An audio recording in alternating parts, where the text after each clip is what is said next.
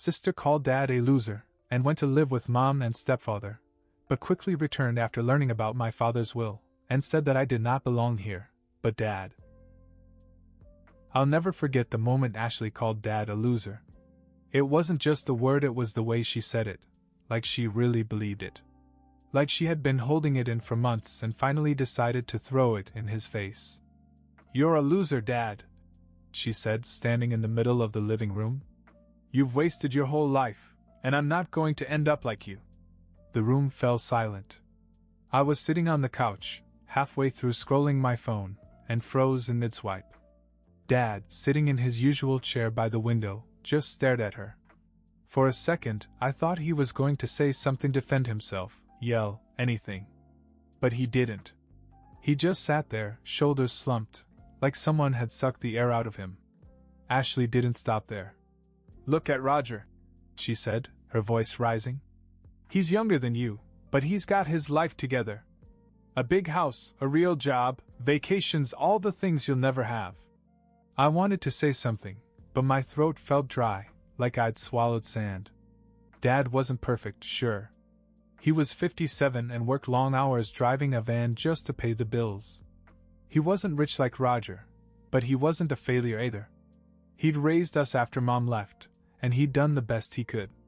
That had to count for something, didn't it? Ashley obviously didn't think so. She turned and stormed upstairs, muttering that she wasn't staying in this miserable house anymore. Dad didn't move. He just stared at the floor, as if looking at me or saying anything would completely break him. I stayed quiet too, not knowing what to do. When Ashley came back downstairs, she had a duffel bag in one hand and her cell phone in the other. "I'm moving in with Mom and Roger," she announced. "At least they know how to live. You should have tried harder, Dad. You could have been somebody." Then she walked out the door, the sound of the screens slamming behind her echoing through the house. Dad didn't try to stop her. He didn't say a word. I sat there for a long time, waiting for him to say something, but he didn't. Finally I asked, "Are you all right?" He shook his head slowly. "She'll regret this one day," he said quietly. "When she realizes what really matters." I wasn't so sure. Ashley had a way of always landing on her feet. She made her choices and never looked back. Roger's house had everything she wanted: space, luxury, and the lifestyle she felt she deserved. It never mattered to her that it wasn't built on anything real. But Dad? He stayed up late that night, sitting in his chair by the window in the dark. I think he thought I had gone to bed, but I hadn't. I stood in the hall and watched him sitting there. Maybe he was waiting for Ashley to return. Or maybe he was just trying to figure out what had gone so wrong. What we didn't know then was that Ashley wasn't done with us. Far from it. Ashley didn't call for weeks after she left. She did, however, post pictures. On Instagram, of course. Her and Mom lounging by the pool, champagne glasses in hand. A picture of Roger's Tesla with the caption, "Manifesting my future." And a picture of her new room in their house, twice the size of mine, with its own bathroom.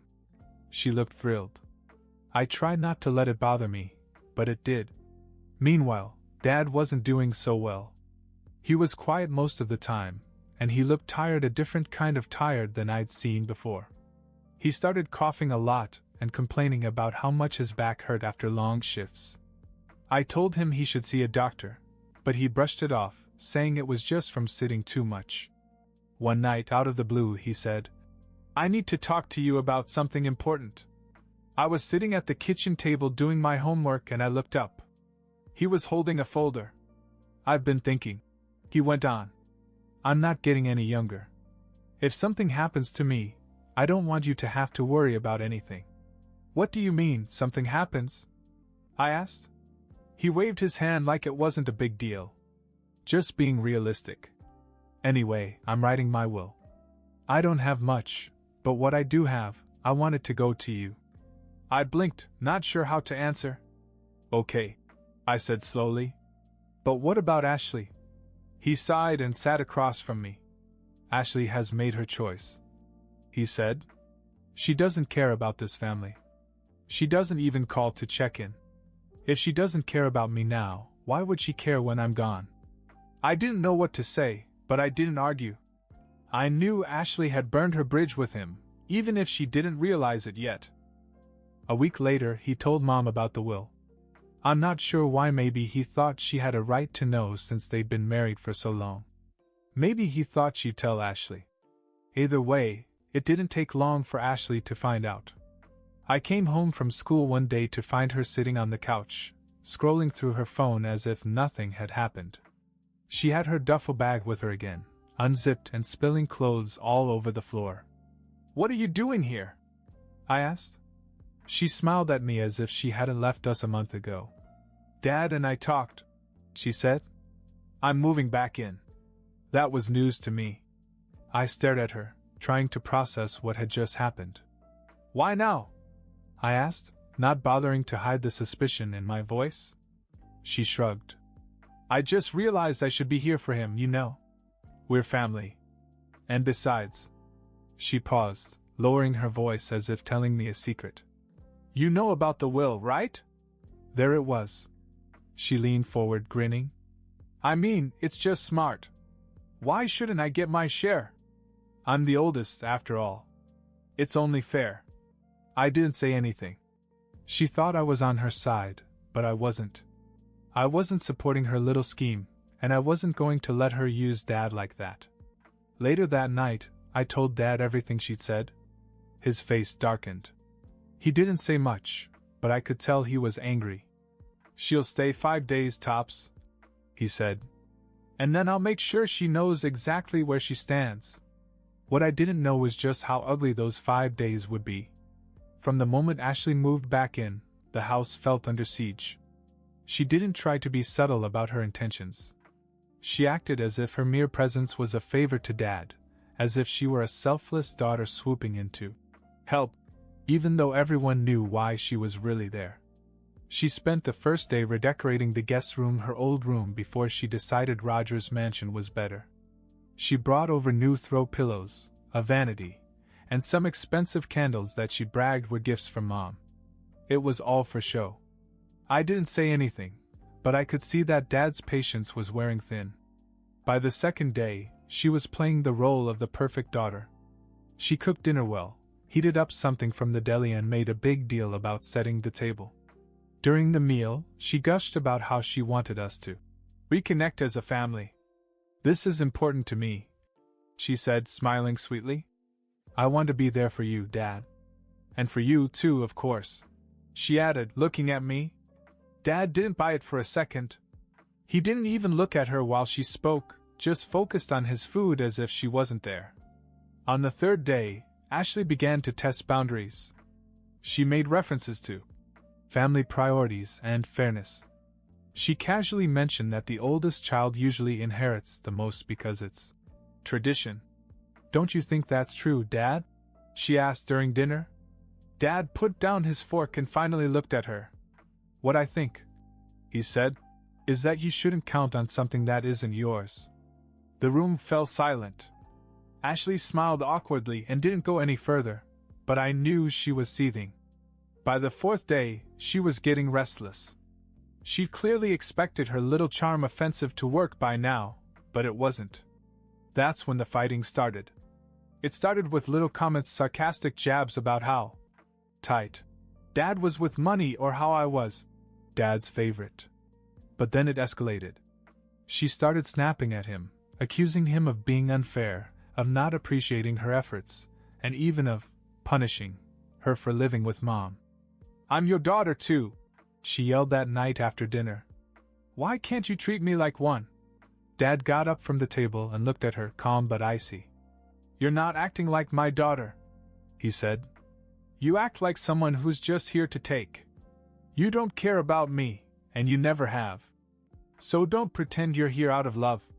We both know better." Ashley stormed upstairs, slamming the door so hard it shook the house. I stayed where I was, awkwardly picking at my food. "Are you okay?" I finally asked. Dad sighed.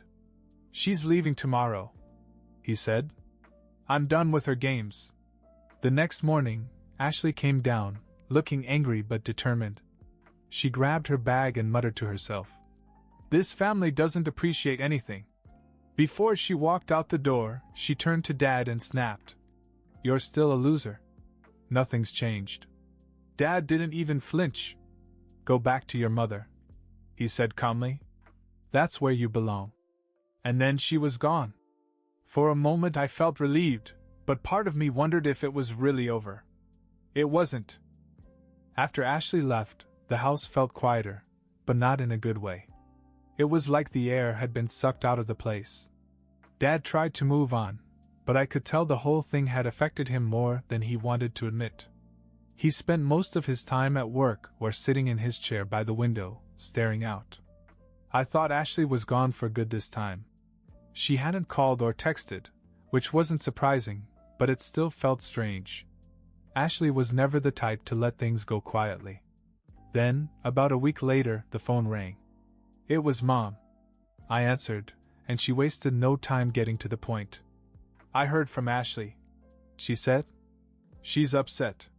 "What's going on over there?" I almost laughed. "What's going on?" "She called Dad a loser again and left." "What else is new?" Mom sighed dramatically, as if that was somehow my problem. "You know, your father could try to understand her. She's under a lot of pressure." "Pressure?" Ashley's life at Rogers seemed more like a vacation than a hardship. But I didn't feel like arguing, so I just said, "If she's so upset, why doesn't she call him herself?"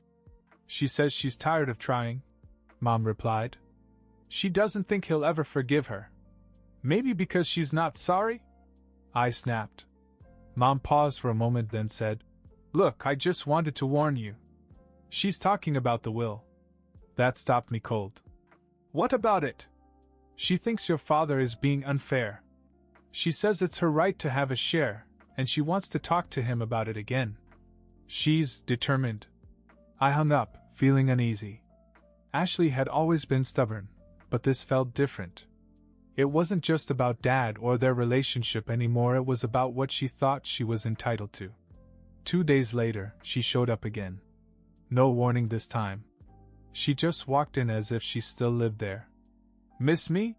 she asked, grinning as if nothing had happened. I didn't even try to hide my annoyance.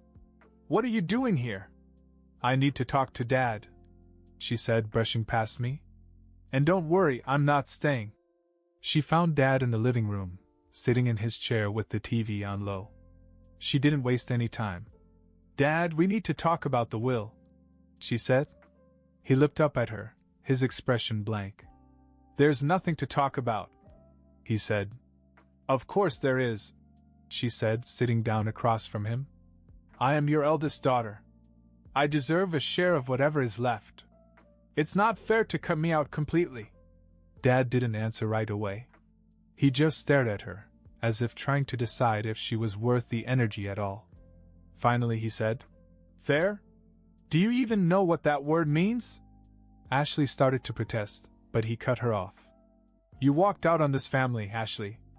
You walked out and called me a loser because I couldn't give you what Roger could. And now you want me to believe that you care about fairness? About me?" She opened her mouth to argue, but Dad wasn't finished. "You're not here because you love me. You're here because you think you can get something out of me. But I'm telling you right now, Ashley, you won't." The room fell silent. Ashley looked stunned for a moment, but then her expression hardened. "Fine," she said. "If that's the way you feel, don't expect me to come crawling back when you need me." "I won't," Dad said. She grabbed her bag and stormed out without another word. That night I asked Dad if he was okay. "I've made my decision," he said firmly. "Everything I have is going to you. Ashley made her decision a long time ago. Now she has to live with it." I didn't know what to say. I didn't want to think about the will, about losing Dad one day. I just hoped he'd be okay for a long time. But deep down, I knew Ashley wouldn't let it go. She never did. Life started to feel normal again after Ashley stormed out. Or at least as normal as it could feel in our house. I went back to school, Dad went back to work, and we didn't talk about Ashley or the will. It was like an unspoken agreement between us, The less we thought about it, the better. Then, about 2 weeks later, something completely unexpected happened. It was a Friday night, and I was upstairs in my room, scrolling through my phone, when I heard the doorbell ring. I didn't think much of it at first, probably just a package or maybe one of Dad's friends dropping by. But then I heard voices downstairs, and something about the sound made me stop. I couldn't make out what was being said, but I knew something was wrong. I crept halfway down the stairs and stopped. Dad was standing by the front door, and next to him was a man I didn't recognize. He was tall, maybe mid-40s, with a sharp suit and an even sharper expression. He had a briefcase in one hand and a business card in the other. "I'm here on behalf of Roger Williams," the man said, his voice soft but cold. I felt my stomach drop. Why would Roger Mom's perfect, gym-owning husband send someone to our house? Dad took the card, but didn't look at it. "What does he want?" he asked, his voice deep and measured. The man adjusted his tie, looking far too comfortable in our tiny, cluttered living room. "Mr. Williams thinks there's been a misunderstanding," he said. "He's concerned about your estate and how it's being handled. He feels it's in the best interest of your daughters to make sure everything is distributed fairly." I almost laughed out loud. Equitably? That was rich, coming from a guy who had more money than he could ever spend. Dad didn't laugh. He stared at the man for a long moment before finally saying, "You tell Roger he's got no say in what happens to my estate." The man didn't flinch. "Mr. Williams isn't trying to interfere. He just wants to make sure Ashley isn't unfairly excluded. She's your eldest, after all." Dad's jaw tightened. "Ashley doesn't care about me or this family," he said. "She's made that clear. And Roger doesn't get to send a lawyer to my house to tell me how to run my own business." The man's smile didn't falter, but there was something dangerous behind it. "I'm not an attorney, Mr. Carter," he said. "I'm an advisor. And my advice is to reconsider. It would be a shame if this became a legal matter." At that, I came the rest of the way down the stairs. "A legal issue?" I said as I entered the room. "Are you threatening him?" The man turned to me, his smile tightening. "Not at all," he said. "Just pointing out the potential complications of leaving a daughter out of the will." "Get out," Dad said suddenly, his voice like steel. "Now." The man hesitated a moment, then nodded. "Very well. But I hope you'll reconsider." He turned and walked out the door, leaving Dad standing there with the business card still in his hand. After he was gone, I asked, "What the hell was that all about?" Dad shook his head. "Roger thinks he can push me around," he said. "He's wrong." I didn't know what to think. Ashley was one thing, but now Roger was getting involved and hiring someone to come to our house. It was like they were trying to scare Dad into changing his mind. But Dad wasn't scared. If anything, he looked more determined than ever. "This isn't over," he said, almost to himself. He was right. It wasn't. After Roger's consultant showed up at our door, things escalated quickly. I thought Dad would let it go. He wasn't usually one to stir the pot, but this time something changed. He didn't say much to me that night, just told me to focus on school and let him handle it. The next morning he started calling. I had no idea who he was talking to, but it was clear he was serious. I picked up snippets of conversation, legal terms, names I didn't recognize, and phrases like, "Put an end to this nonsense." Dad was calm, but there was an edge to his voice I hadn't heard before. Later that week he called me into the living room and said, "It's done." "What's done?" I asked. "Roger, Ashley, everything," he said. "They won't bother us anymore." He explained that he'd gotten in touch with some of his old contacts, people he'd worked with when he had a more high-profile job. Apparently, Dad had a few cards up his sleeve that he hadn't bothered to use until now. He talked to a high-powered lawyer and drafted a letter to Roger and Mom, making it crystal clear that if they continued to interfere, he would take legal action for harassment. And let's just say, Dad added with a small grin, Roger doesn't want that kind of attention. Within days, the calls and texts stopped altogether. Ashley never showed up at our door again, and neither did any of Roger's goons. For the first time in months, it felt like we could breathe again. But Dad wasn't done. He was revising his will to make sure there would be no loopholes or surprises. Everything was locked up tight, with clear instructions that everything would go to me. He even wrote a letter to be included with the will, explaining exactly why Ashley wasn't included. She made her choice, he said, and now she has to live with it. Ashley, Mom, and Roger disappeared from our lives after that. We didn't hear from them, and we didn't reach out to them. It was like a clean break, and honestly, it was for the best. They had their perfect little lives and we had ours. Life moved on. Dad and I settled into a peaceful routine, and for the first time in a long time, things felt normal. Then, a little over a year ago, something unexpected happened, this time in a good way. I met Jake. We'd known each other in high school, but ran into each other again at a coffee shop. He was sweet, kind, and genuinely interested in me. When things got serious, I introduced him to Dad, half expecting him to be skeptical. But to my surprise, Dad liked him right away. A few months later, when Jake was looking for a new place to live, Dad suggested that he move in with us. Why not? He said. He's a good kid, and the house is big enough. Jake moved in, and it was the best decision we ever made. He's been such a big help not just to me, but to Dad. He helps around the house, runs errands, and even watches sports with Dad on Sundays. Dad seems happier now. He's still not in the best of health, but he's doing better. And for the first time in years, I feel like we're a real family again. As for Ashley, I have no idea what she's up to, and I don't want to know. She made her choice, and so did we. Life isn't perfect, but it's ours. And that's more than enough. The end.